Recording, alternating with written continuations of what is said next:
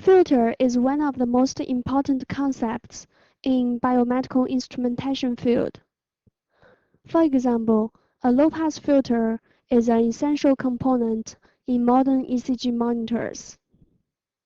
In this project, we would like to design a first-order low-pass filter.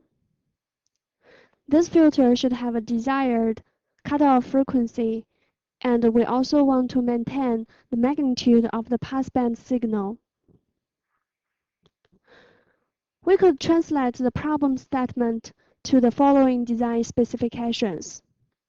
This first-order low-pass filter should have a passband gain is equal to 1, and the cutoff frequency is equal to 40 Hz. When designing the circuit, we should get started from selecting the capacitors. This is because we only have limited choice for the capacitors. Assume we have a 0.0047 microfarad for the feedback capacitor. The cutoff frequency of a common first-order low-pass filter is calculated based on 1 over 2 pi RFCF. If the desired cutoff frequency is equal to 40 Hz, we could solve for the feedback resistance, which is equal to 847 kiloohm. If we have 5% tolerance resistors available, then the closest value is 820 kiloohm. That's the feedback resistance. The passband gain of the low-pass filter is dependent on the ratio of the feedback resistance over the input resistance, RF over RI.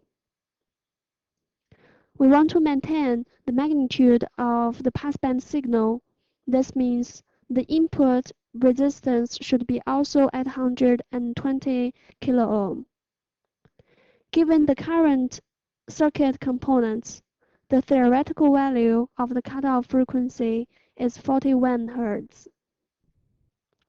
As for the transfer function of this low-pass filter, which is defined as output over input as a function of the frequency, is equal to a negative RF over RI times 1 over 1 plus j omega RFCF, where omega is the angular frequency.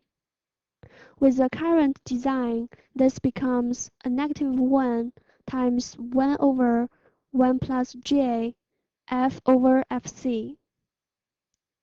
F is the frequency in Hertz, and fc is the cutoff frequency, theoretically 41 Hz.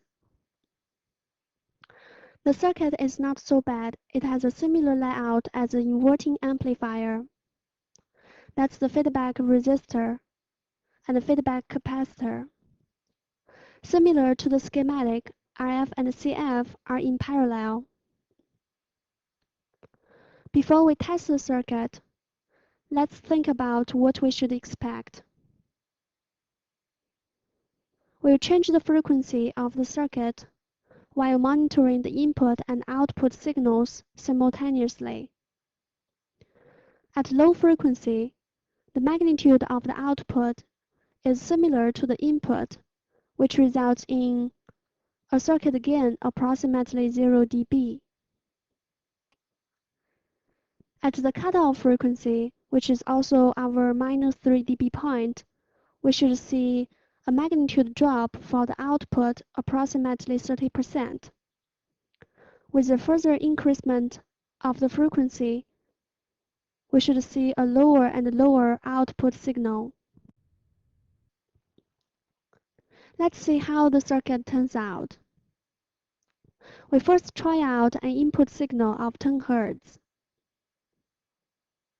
The input and output signals are out of phase.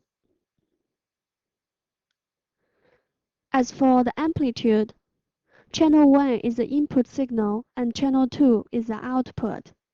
They are similar. 20 Hz for the input signal. we could see a slight drop for the amplitude of the output signal. Case number 3, 40 Hz, which is close to the cutoff frequency. The amplitude of the input and output. Case number 4, 100 Hz. Obviously, the magnitude of the output signal dropped significantly. The last case, 400 Hz. Wait until the signal is stabilized. Now we can fill out this table. We may calculate the circuit gain based on the results. This table shows the gain of the circuit is decreasing with the increasement of the frequency. That's exactly the meaning of the low-pass filter. Initially, the gain is around 0 dB. At 40 Hz, it's close enough to the cutoff frequency, minus 3 dB. We may summarize the performance of this filter using the body plot. X-axis is the frequency in Hertz, and Y-axis is the circuit gain in dB. That's the cutoff frequency. To summarize, we have designed a first-order low-pass filter in this project. This filter has a passband gain is equal to 1 and a cutoff frequency of 40 Hz.